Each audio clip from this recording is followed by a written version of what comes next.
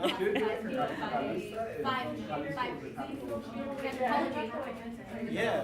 What are those five races? It's the three and then two sides. It's the white and Mongolian. I can't remember, but I remember like 10 years ago I was only starting off with the three, then as you progress into like higher, then you yeah, but anthropology also has three, and then the two subcategories. Oh, you do five. But as people migrate to different places, and they can no longer be. How do you feel? That's what I'm saying, because of mixed races. Especially because of mixed races, right? Just like So that's a mix. just like Latin America, it was Spanish, right? So there's a lot of mixed races. Yes. So you have like a typical Mexican is somebody of European with native. Okay, guys, chapter 8. Chapter 8 talks about foreign direct investment. I posted for you guys an announcement, and this is part of the announcement. The result of the foreign direct investment. Now, each year when countries invest in a foreign country, citizens, companies, or the government of a country, let's say United States, we invest outside of our geographical borders, that's called foreign direct investment. When the capital flows out, that's outflow of FDI. If it comes in, if we have other countries investing in our country, that's inflow of FDI. Now, the FDI last year, this is for the United States. You'll see it says the decline was largely concentrated in developed nations. This is for 2017, I guess it was done. So continued where FDI inflows failed sharply, so it's developed nation that it failed sharply by 69% to an estimated of 135 billion US dollars, significantly affected by negative inflows in Ireland, minus $81 billion, Switzerland, minus $77 billion. A strong decrease was also reported in the United States, minus 73%. That's huge, to 46 billion. So our foreign inflow of FDI, which is other countries around the world basically invest in the United States, it failed sharply in 2017, especially second half of 2017, to 46 billion, 73% decrease. The greenfield investment, which we're going to talk about what greenfield investment is, recovery largely passed over the developed countries where the increase was less than 5%. So it says greenfield you would still see by increase of 5% in developed nations, but other investments are less in developed nations. We're going to talk about the types of investment. Now, let me just write down here the types of different investments. So, foreign direct investment, when you want to invest in another country, let's say company, you want to open a company, right, in another country. You have a type of, which is in your paper too, in your final project.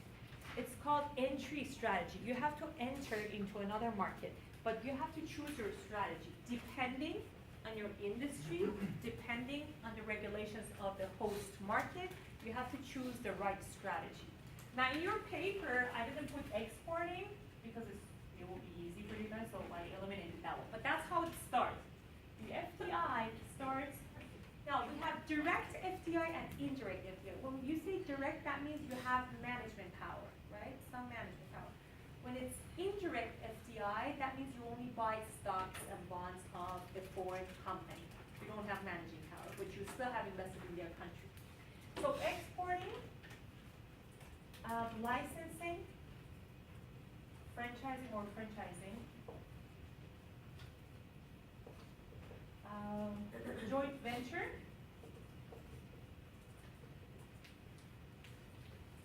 mergers and acquisition, and then we'll start the 100% investment, 100% acquisition, or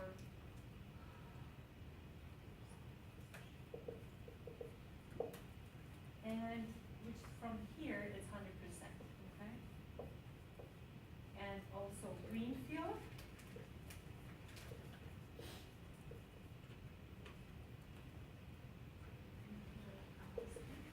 And brownfield investment. Can you guys even see it or no? No? I can't, Yeah. but it's okay. I know what's up there. What's M&A? You asking me? Mergers and acquisition. Now can you guys see it? Okay.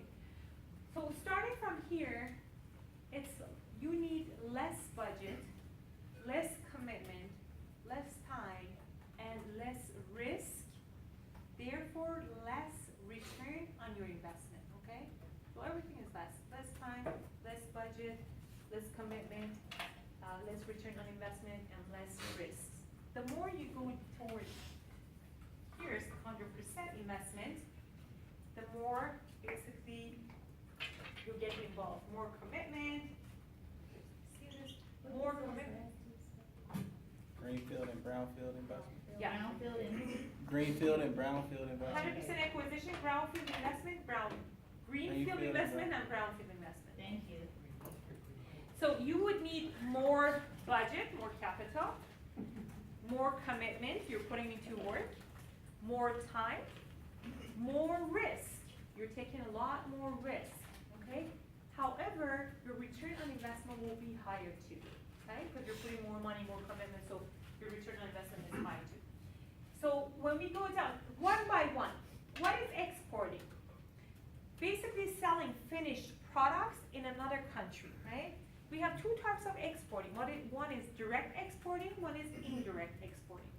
Direct exporting is when you basically produce yourself. You produce a product and you and your company sell this product, finished product, in another country, right? If I'm producing shoes, let's say, women's shoes, I sell the women's shoes in Brazil under the name of, let's say, my brand Samila, right? I sell it in Brazil. That's direct exporting. Many times, companies, manufacturers don't want to get involved in the exporting aspect of it, in the marketing aspects of it. So what they do, they produce only for export purposes, and they sell it to a third party to be sold only outside of the country. You can do that. You can hire agents. You can hire agents in your country here, or you can hire a Brazilian agent over there in Brazil. It's just a contract. This is only for export purposes. You're not allowed to sell to this of the United States. You can only sell it in Brazil, for example, hypothetically, and this is the selling price. That's it. And that would be indirect export. Now, the next one is licensing and franchising. Licensing and franchising, they are basically, the concept is very similar, right? But anybody knows what is the difference between licensing and franchising?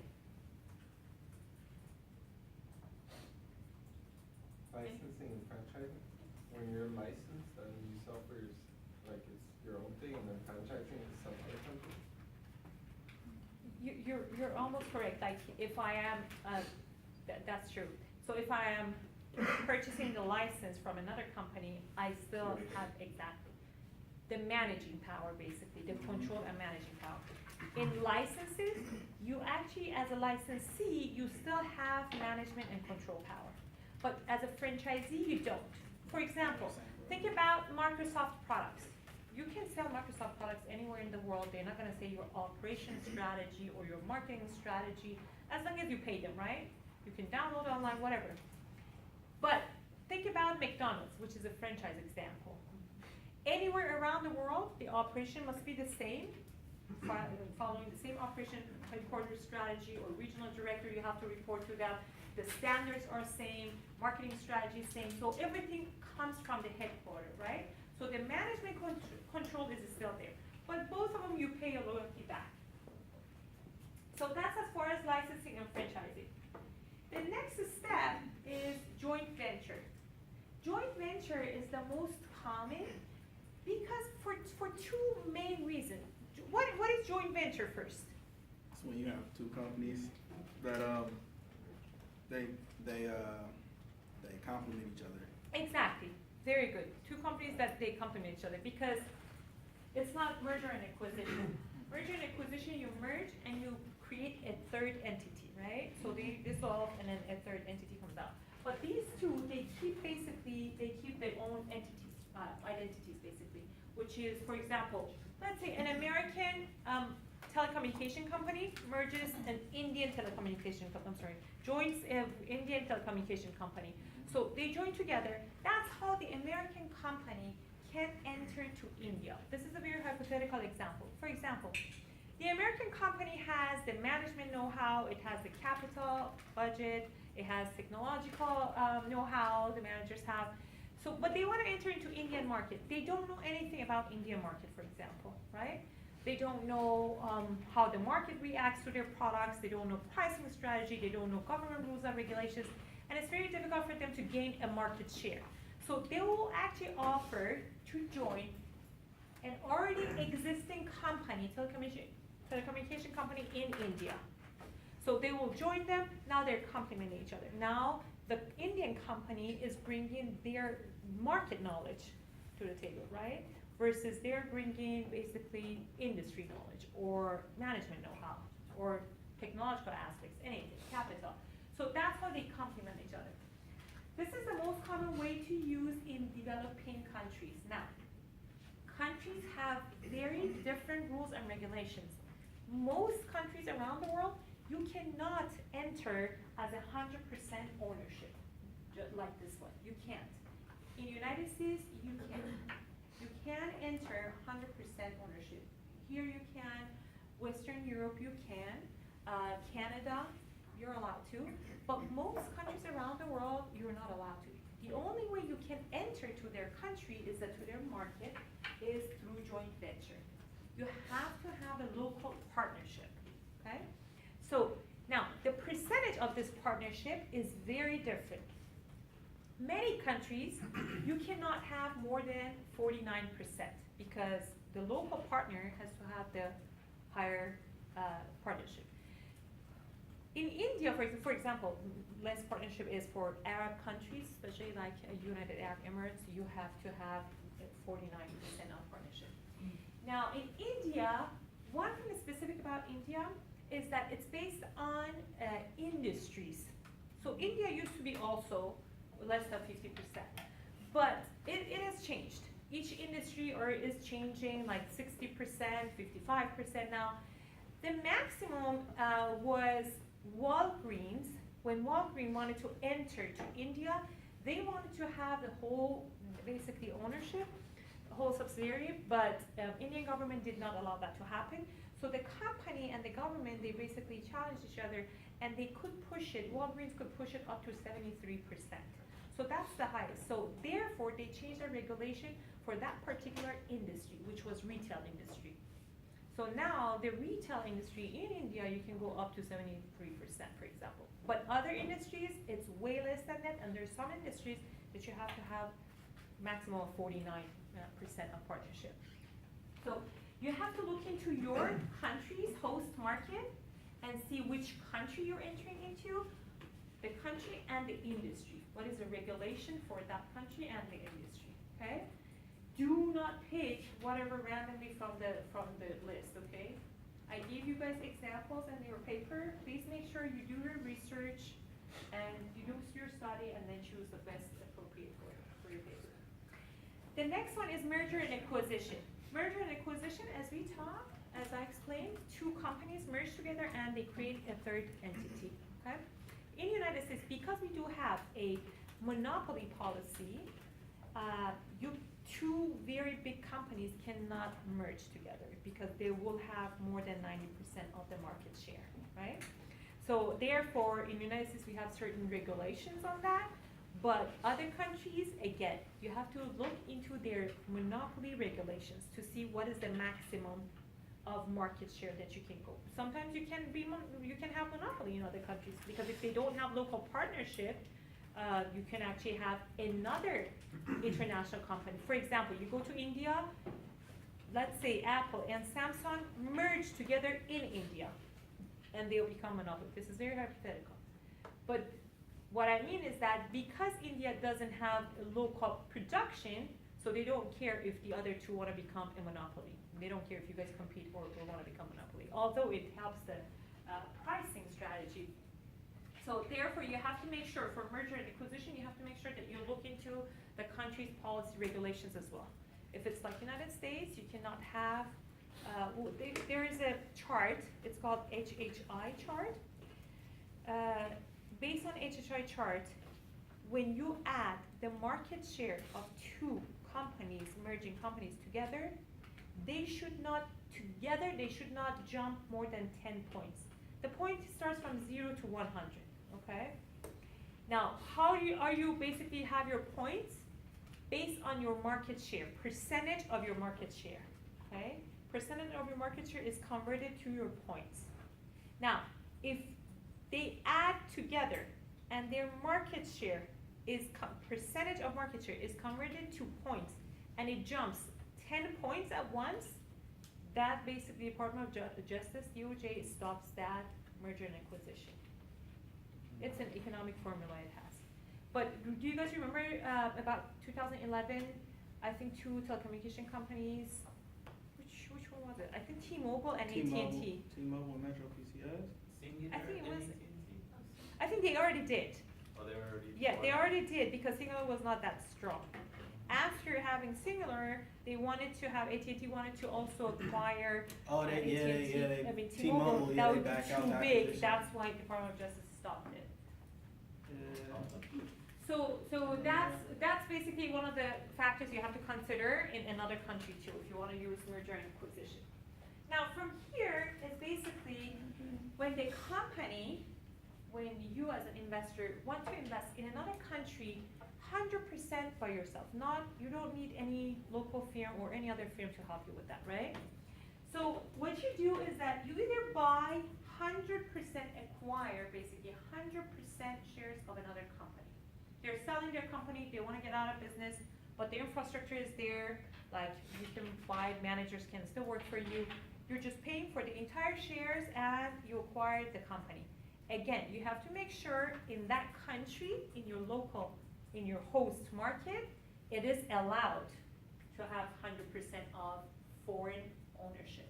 Because you're a foreigner investing in another country, right? So foreign ownership, 100% foreign ownership must be allowed. If it's allowed, you can choose any of these. Now, the second one, again, government rules and regulations. We talked about greenfield. Greenfield means you start from scratch, buying a land. The terminology greenfield is actually from agricultural lands when governments used to invest in each other's countries and buy agricultural land, okay? That used to be called, after World War II actually it picked up, it used to be called greenfield because of agriculture, greenfield strategy. So now, still, when you want to buy a land and start everything from scratch, you buy land and you build, basically building on it, utilities, everything. You start everything from scratch. That's called greenfield strategy investment. Now you have to make sure, beside this, some countries, they allow you to have 100% of the company, but there are very few countries that they would allow you to buy land as a foreigner. So you have to be very careful about that one. Again, North America, Western Europe, they're mostly okay with foreigner buying land here, right? But most countries around the world, there is a limitation. There is no way that foreigners can buy land. So you have to make sure about that country. Brownfield investment strategy is basically you buy the building. Just because of the building color, that's why they call it brownfield strategy. It's used for warehouses, shipping centers, those kind of inventory centers, those kind of centers are basically brownfield strategy. Again, you have to be able to do 100% investment and the country has to allow you to have 100% ownership of a business. But you can lease the brownfield, okay? So if it's not buying, because many countries you cannot buy, but you can lease. For example, China, forget about it. You cannot buy, you cannot lease, their own citizen cannot buy. It's only the name of the business you can buy, not the land, okay? So that's what I'm saying, in Vietnam too. Please make sure which country you're investing, you have to do a very thorough research about their regulations to choose the right strategy for that. So this is basically a list of investments. Now,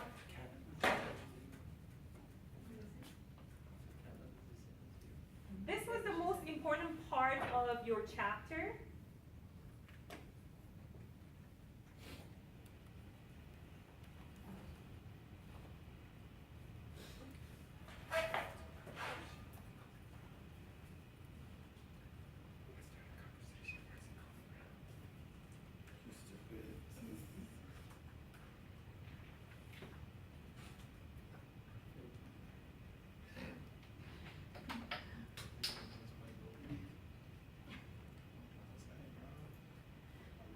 So here you'll see that it talks about Burberry brand in Japan. They used to be licensing, but unfortunately they did not serve as the standards, to the high standards as Burberry headquarters wanted. So what Burberry did, they discontinued the licensing with them, with Japanese brand. The reason was because they have noticed that many people in Japan can actually afford buying Burberry, and they didn't want to. They want to make sure it's only for a group of people, so they can keep the prices very high. But they've noticed that in Japan, a lot of people can't actually afford that. So therefore, they discontinued the licensing. Here, you'll see it was under, in Japan, it was under Sanyo Shokai. Typically sold at prices significantly lower than prices Burberry charged for its high-end products. In 2007, Burberry CEO didn't like the way the company core brand image was being diluted in Japan, and he started terminating the licensing agreement. They closed, the Sanyo Shokai required to close nearly 400 licensed stores. Burberry now sells its product by wholly owned subsidiary. So this is basically wholly owned subsidiary. And this 100% ownership is wholly owned subsidiaries. WOS, they call it. The 100% ownership. Burberry expects sales to initially fall as it reveals the brand and then probably pick up later. Now, we talked about foreign direct investment, inflow and outflow, and how much the trend has changed, because the trend has changed from historically FDI focused in developed countries, now it has changed to emerging markets, right? So you guys saw in the first article that says how much it has changed, shifted. It still is not developing markets, they haven't reached the developed nations, but their trend is actually going upward and developed nations trend is going downward. You see here the trend from 1980 to 2014. Unfortunately, ours is going down. Talks about the direction. Okay, this one, it shows here the blue is developed nations and developing nations. You will see that developing nations, how they are increasing. You see that? It's almost taking over. For the first time in the history, June 2016, China passed actually their direct investment past the United States. It went back down again, but they have passed the June pass. These countries were the largest source of, we talked about it, developed nations, Western Europe and North America, right? They were the largest source of foreign direct investments. We already talked about those. And then later on, BRICS countries, right now Vietnam is very hot, they're joining as well. This is just accumulated from 1998 to 2014. It doesn't have China, so we can see the trend. This video only says that United States basically is the most attractive country for investment around the world and is way ahead of other countries as far as foreign direct investment inflows. Okay, here it talks about pros and cons. Why do you need to do acquisition versus greenfield? Well, as I told you guys, greenfield, you have more control, but you have more risk and you need more budget, right? You wouldn't know for acquisition, there is already a company established, you're just acquiring that, you're just buying that company, so it makes it a lot easier for you. The risk is lower comparatively to greenfield. But you basically return on investment, the chances of return on investment is lower as well. So they have pros and cons, each of them. Now, these are the theories. These are the theories of foreign direct investment. Eclectic paradigm, it's asking the two questions. Why does a firm favor direct investments over exporting and licensing? And why do firms in the same industry undertake foreign direct investment? Now it answers in the next, I guess, slide. So, I don't know what can I find. So why do they do direct investment over exporting? I just told you guys, because the chances of return on investment is much higher and you have more control. Exporting actually and licensing, it can happen just like the Burberry example. They can actually lower your standards. because you don't have much control. Now, firms, what they do when they both firms, couple firms, because many times foreign direct investment is influenced, is impacted by consumer psychology, by investment psychology. Why? They believe, for example, let's say in the year 2000, it was believed that China, it's a very good location to lower your costs, right? So a lot of companies started moving to China, sourcing basically to China or moving to China. That was the psychology, investor psychology, industry psychology. A lot of other competitors, when they saw the return on investment is higher now because they lowered the cost. Now let us go over there too, okay? So they followed each other.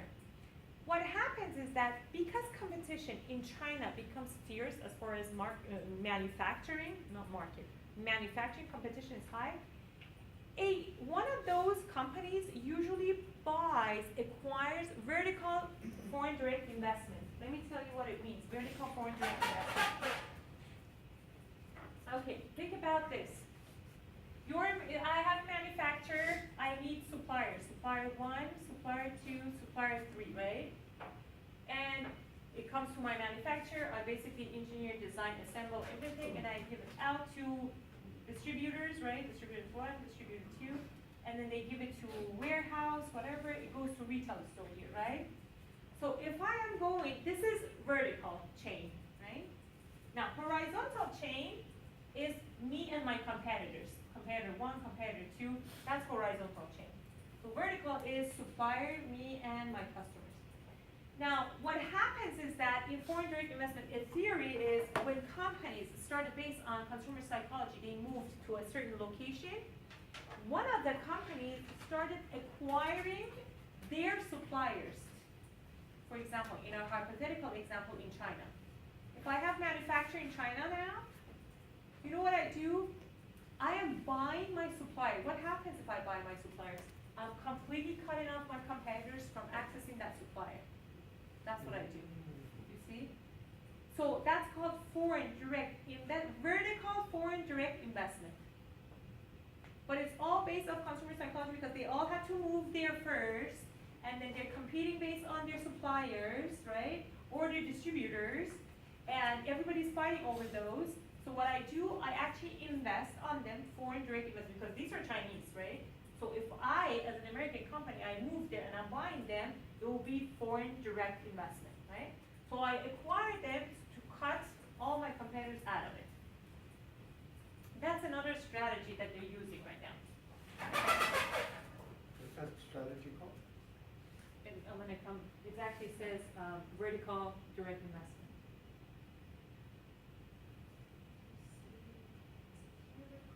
No, I cannot even find it. I don't know where it was. Anyways, we're going to see it. Now, we talked about the cons of exporting because it has its own limitations. Now, one thing about exporting is that if there's a trade barrier, remember we talked about tariff, right, or quota. If we have a tariff, if the country, talk about Brazil, we just said women's shoes to Brazil. If there is a high tariff for women's shoes to Brazil, it's not worth it for me. It'll be too expensive in Brazil. People are not going to buy it, right? So it's better for me to do foreign direct investment. That means going to Brazil and buying a manufacturer over there, producing over there to give it to the market over there. So I can surpass the trade barriers. Just like Toyota right now, we have in the United States production because the tariff of automobile is so high, taxation on imported automobile is high, so they prefer to produce it in the United States. That's one of the examples not to basically pursue exporting. The other one is value to weight ratio. Value to weight ratio says, if, let's say for example, if my product is pills, medications, right? If I'm producing medications in India, which by the way right now a lot of our medications are produced in India, if my medication is produced in India, medication is very small. How much is the weight? Almost nothing, right? The value of that medication might be actually $100 or $1,000, right? The value of medication could be very high. It is definitely worth it for me to produce anywhere around the world to reduce my costs. Now, how about if I'm producing big furniture, office furniture, right? Couch, anything. It's very heavy, and I wanna maximum sell it here, I can sell it for $200. So it's not worth it. I better actually bring it as close to my shores as possible. If I don't wanna have it in India, I can bring it, if I don't wanna have it in the United States, I can at least bring it to Mexico. So the transportation cost, don't worry about it. The transportation cost actually, will be reduced because it's huge, product, right? So that's what's called basically value to weight ratio. That's one of the other examples. If that's the case, you don't wanna do exporting. You basically wanna do it, either when you produce close to American shores or to your country's shore, it will be near shoring. When it's too far, it's offshoring, and when it's inside the United States, it's onshore. Now, all of these together are called outsourcing. So the word outsourcing, when we say outsourcing, oh, the department is outsourced, right? It could be inside the United States, could be Mexico, could be in India. Or when we say offshore, that means the other side of the world. Near shore is near our shore, and onshore is basically we're outsourced to another company, but in the United States. Now, right now there is a trend of reversing back from offshore to near shore. So we're bringing a lot of businesses. We're just changing NAFTA, we might stop that. So we did change actually a lot of manufacturers or assembly lines. We brought them back to near shore, which was Mexico, because we can use NAFTA with no tariff barriers, right? Under NAFTA. Now, because we're changing NAFTA to the new agreement, USMCA, we might actually stop that trend. We'll see. And that's Trump's policy, right, to bring all manufacturing back Yeah. on our shore. Well, let's see what's gonna happen. I Or don't that's know. that's his proposal, all right? Yeah. Either bring it back to the US or do it in Canada, right? Well, I'm not sure if he wants to go to Mexico. Canada. I'm not sure about Canada either. They're not in good terms right now with Justin Trudeau, right? Yeah, no, I think you're right. it's mostly Mostly US. US. If it was, well, the vertical FDI, mostly it actually says it can happen in oligopolistic markets. Well, in reality, it should happen in oligopolistic markets. You guys remember what is oligopolistic? Just a few very large businesses in the industry. Like, it can't happen in restaurant industry, right? Only too big.